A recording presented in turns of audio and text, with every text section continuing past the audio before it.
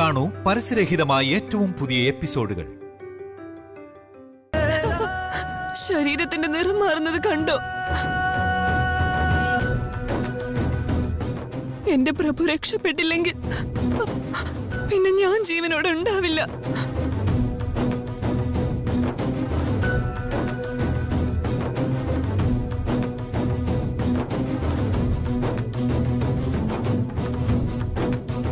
ഗുരുദേവ, എന്റെ പ്രഭുവിനെ രക്ഷിക്കുന്നതിന് ഒരു വഴിയുമില്ലേ? പനീന്ദ്രൻ ഇങ്ങനൊരു അവസ്ഥ വരാൻ കാരണമായവനെ കൊല്ലുന്നതാണ് ഇതിനൊരു പരിഹാരമെന്ന് ഞാൻ നേരത്തെ നിന്നോട് പറഞ്ഞതാ. മോളെ നാഗദേവതേ, പനീന്ദ്രൻ ഈ അവസ്ഥയിലാക്കിയവനെ കൊല്ലാതെ വിട്ടാൽ പിന്നെ പനീന്ദ്രനെ ഒരിക്കലും നമുക്ക് കാണാൻ പറ്റാത്ത അവസ്ഥയിലേക്ക് കാര്യങ്ങളൊക്കെ വളരെ മോശമായിരിക്കും മകളെ.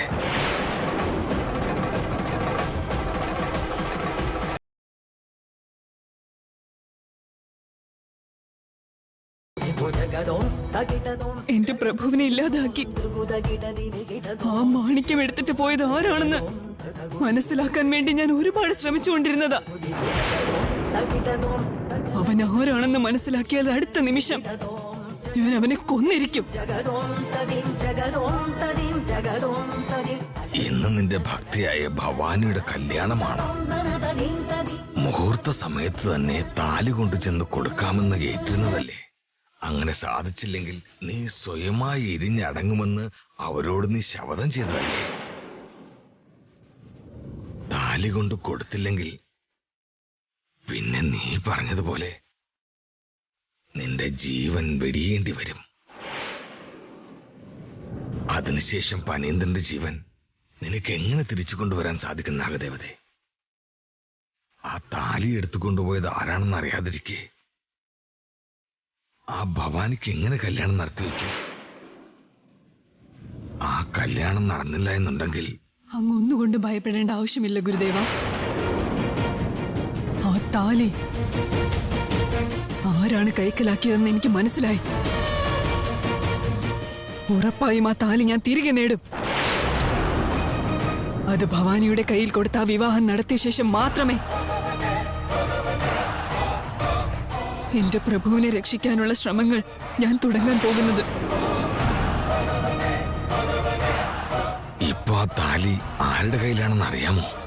ആ ക്രൂരനായ കാർക്കോടകന്റെ കയ്യിലുണ്ട് ഗുരുദേവ.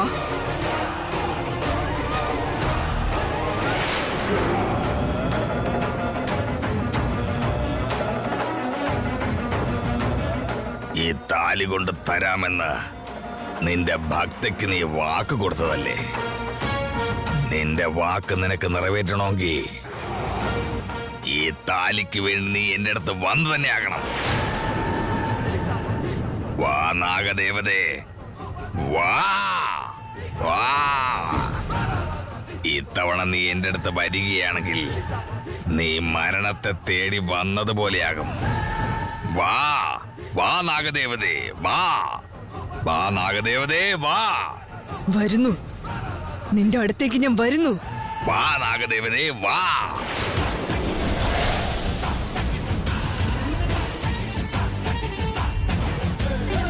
വാ. ഓ ഓ.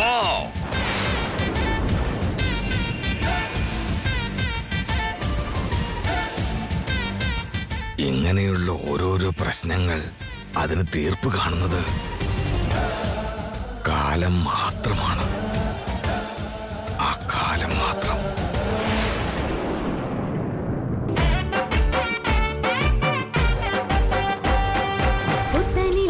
പൂവിരിഞ്ഞേ മുറ്റത്തെ മുല്ലയ്ക്ക് പൂ നിറഞ്ഞേ, ഇന്നീ പെണ്ണിൻ കല്യാണമല്ലേ, മൊഞ്ചത്തെ മാണിക്ക കണ്ണാളെ റംഗിൻ താമര പൂന്തേനെ, തടുത്തു നോക്കാതെ നിന്റെ പൂവിഴി പൂട്ടാതെ.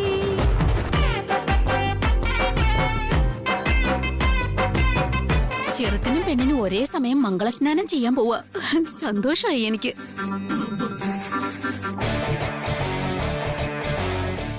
അച്ഛാ, മംഗളസ്നാനം വരെ ആയി കാര്യങ്ങള്.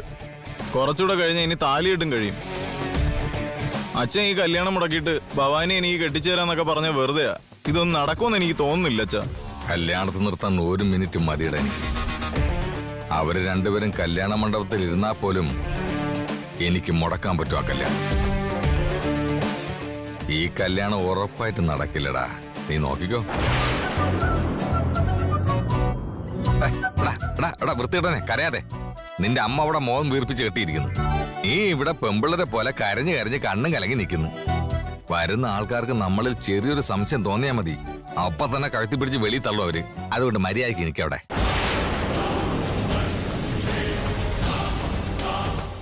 എടാ, ഇവിടെ ആർക്ക് സംശയം വരാത്ത രീതിയിൽ നീയും നിന്റെ അമ്മയും കൂടെ ഈ മുഖം മാറ്റിയിട്ട് ഒന്ന് ചിരിച്ചോണ്ട് നിക്കടാ. മനസ്സിലായടാ വൃത്തികെട്ടവനെ. അങ്ങോട്ട് നോക്ക്.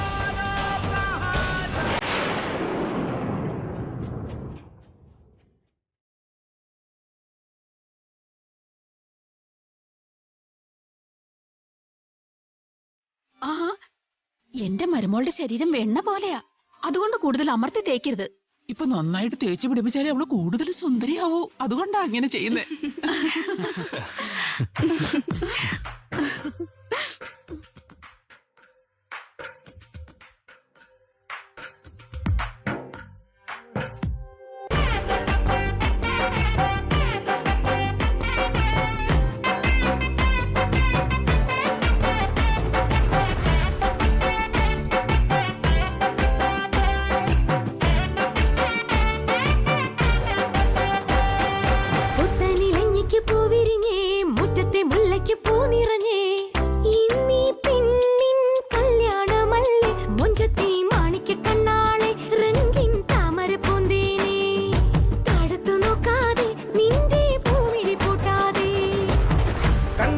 കവിളിലെ മാതളപ്പൂ ചോദിക്കാൻ മൈലാഞ്ചി തൊപ്പിലിന്ന മാരൻ വന്നു തേനാടെ. മാണിക്ക കണ്ണാളെ റംഗിൻ താമര പൂന്തേനെ. താഴത്തു നോക്കാതെ നിന്റെ പൂമിഴി പൂട്ടാതെ. പുത്തനിലഞ്ഞിക്ക് പൂവിരിഞ്ഞേ മുറ്റത്തെ മുല്ലയ്ക്ക് പൂ നിറഞ്ഞേ. ഇന്നീ പെണ്ണിൻ കല്യാണമല്ലേ മുഞ്ചത്തി മാണിക്ക കണ്ണാളെ റംഗിൻ താമര പൂന്തേനെ. താഴത്തു നോക്കാതെ നിന്റെ പൂമിഴി പൂട്ടാതെ.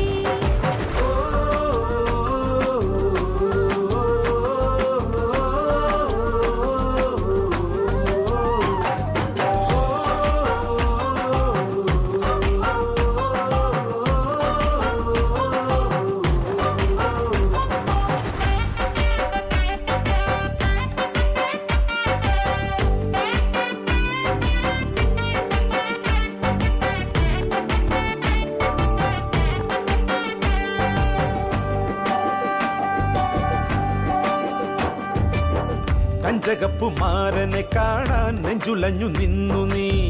കള്ളനവനൊന്നു വന്നാലോ തണ്ടൊടിഞ്ഞ താമര. താനേ പൂച്ചൊരിയും ചെമ്പകപ്പും തോപ്പിനുള്ളിൽ രാവിൽ വന്നണയും പനിമതി പാലൊളി നീ. ഓ നാളെ നിന്നറയിൽ കുളിർക്കാറ്റോടി വരും. കൂടെ പൂങ്കുയിലിൻ ഈണം തേടി വരും. മറിവാനേ ഇളമാനേ മണിമുത്തേ വരു പൊന്നേ തേനേ മാണിക്ക കണ്ണാളെ റംഗിൻ താമര പൂന്തേനെ. താഴത്തു നോക്കാതെ നിന്റെ പൂമിഴി പൂട്ടാതെ. പുത്തനിലഞ്ഞിക്ക് പൂവിരിഞ്ഞേ മുറ്റത്തെ മുല്ലയ്ക്കും പൂ നിറഞ്ഞേ. ഇന്നീ പെണ്ണിൻ കല്യാണമല്ലേ മുഞ്ചത്തി മാണിക്ക കണ്ണാളെ റംഗിൻ താമര പൂന്തേനെ. താഴത്തു നോക്കാതെ നിന്റെ പൂമിഴി പൂട്ടാതെ.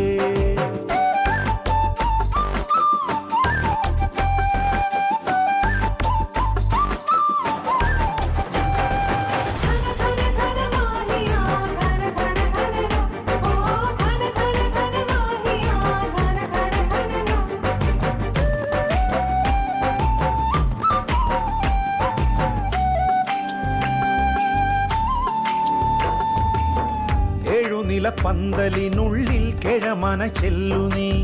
കൽബിലുള്ള കറുക നൽകാനായി നിന്നരികിൽ വന്നൊരാൾ. പീലിക്കാർ മുടിയിൽ കസവണി മക്കനയോ ഏറും പൊതികളോ കളിച്ചിരി കിളിയോ. നാളെ നിന്നരികിൽ കനവിൻ തോണി വരും. ഓരോ കുമ്പിടിലും ഏറെ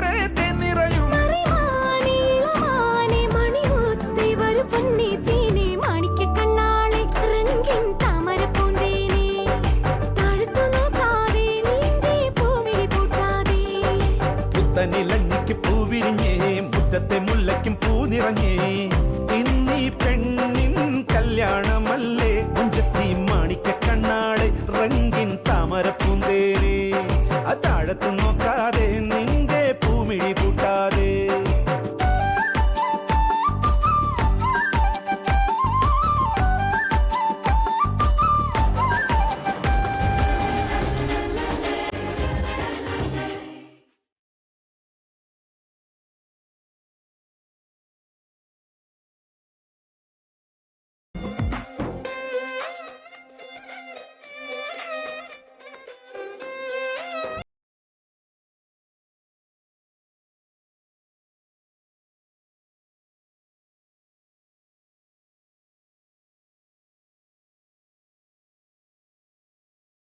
കഴിഞ്ഞു. നാഗദേവത പറഞ്ഞതുപോലെ താലി ഇതുവരെ കിട്ടിയില്ല. മുഹൂർത്തത്തിന് ഇനി അധിക സമയമില്ല. അമ്മേ നാഗദേവതേ, അവിടുന്ന് എവിടെയാണുള്ളത്? അമ്മ എവിടെയാണുള്ളത്?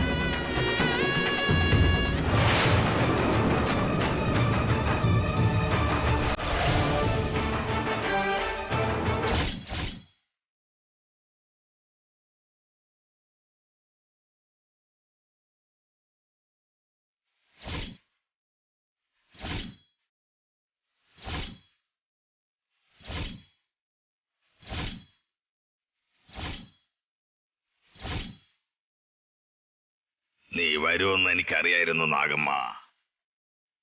നിന്നെ പ്രതീക്ഷ ഞാനിവിടെ കാത്തു നിന്നത്.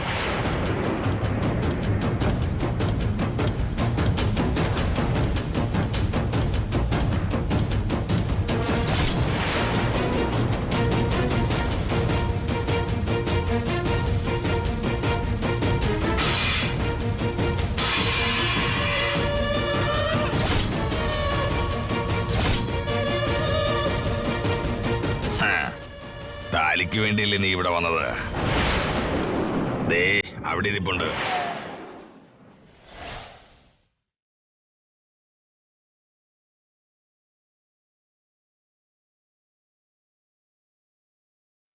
നിനക്ക് കഴിയുമെങ്കിൽ അത് എടുത്തിട്ട് പോക്കോ. അന്നെന്നെ തോൽപ്പിച്ചതുപോലെ ഇന്നെന്നെ തോൽപ്പിക്കാമെന്ന് വിചാരിക്കേണ്ട, നീ മനസ്സിലായോ? ഇത്തവണ എന്നെ തോൽപ്പിക്കുന്നത് അത്ര നിസ്സാരമായ കാര്യമല്ലെന്ന് ഓർത്തോ. നിന്നെ പോലൊരു ദുഷ്ടനോട് യുദ്ധം ചെയ്ത് ജയിക്കുന്നതിനോ എന്റെ കഴിവുകൾ എന്താണെന്ന് തെളിയിക്കുന്നതിനോ അല്ല ഞാൻ വന്നത്. ജയിക്കില്ലെന്ന് അറിഞ്ഞതുകൊണ്ടല്ലേ നീ ഇങ്ങനെയൊക്കെ സംസാരിക്കുന്നത്? ഭയം എനിക്കല്ല, നിനക്കാണ്. എനിക്കോ? എന്നെ കണ്ട് നീ ഭയപ്പെടുന്നത് കൊണ്ട് തന്നെയാണ് ഞാൻ വരുന്നതിന് മുന്നേ തന്നെ നീ ആ താലി അവിടെ കെട്ടിവെച്ചിരിക്കുന്നത്.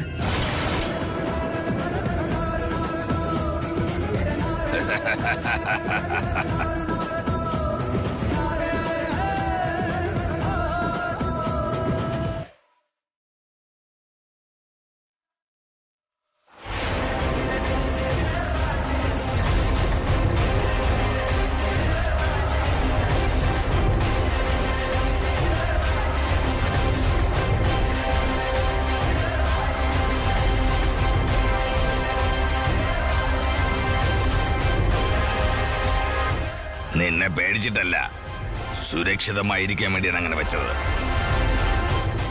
നിനക്ക് പറ്റുമെങ്കിൽ എന്നെ തോൽപ്പിച്ചിട്ട് ഇത് കൊണ്ടുപോകാൻ നോക്ക.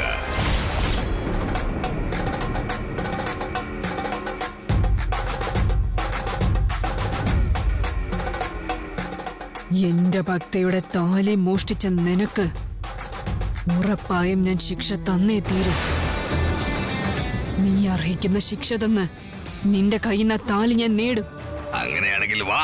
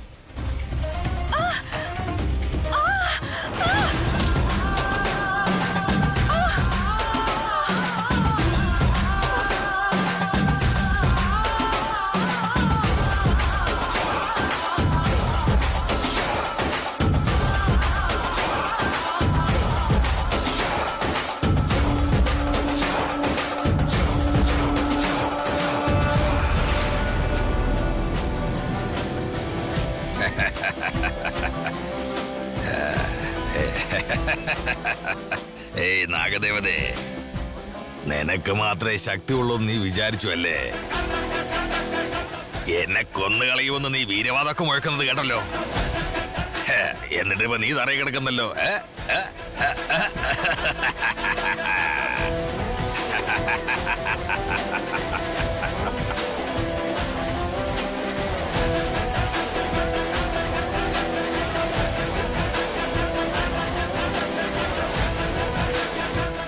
എന്നെ എതിർത്ത് നിൽക്കാനുള്ള ശക്തിയൊന്നും നിനക്കായിട്ടില്ല.